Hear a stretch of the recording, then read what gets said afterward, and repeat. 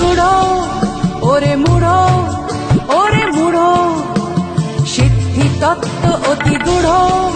যদি আত্মরতির থাকে লেশ, তবে মাতৃ সাধনা হবে শেষ।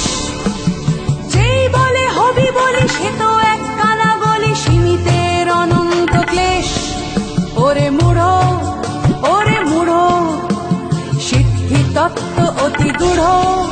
যদি আত্মরতির থাকে লেশ, তবে মাতৃ সাধনা হবে শেষ। যেই বলে হবি বলি, সে তো এক কানা গলি, সীমিতের অনন্ত ক্লেশ। যাহা চাস যদি পাস, সিদ্ধি যাতা সর্বনাশ।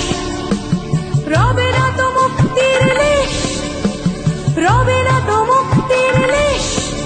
যাহা চাস যদি পাস, সিদ্ধি যাতা সর্বনাশ। রবে না তো মুক্তির লেশ, রবে না তো মুক্তির লেশ। যদি যোগ বহে ভোগ, তবে সে সর্বগ্রাসী রোগ। লালসার ছত্র সে বেশ, লালসার ছত্র সে বেশ।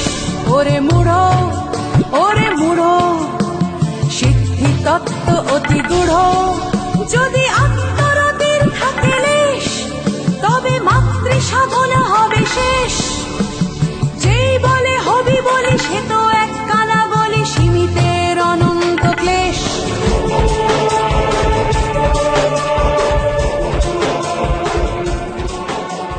নবদুর্গার নবম রূপ সিদ্ধিদাত্রী।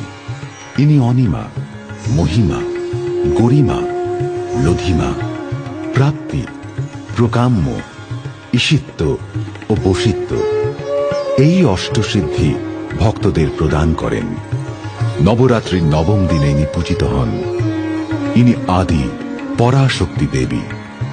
ভক্তি ভরে এর পূজা করলে ভক্তদের ইষ্ট ও সিদ্ধি লাভ হয়।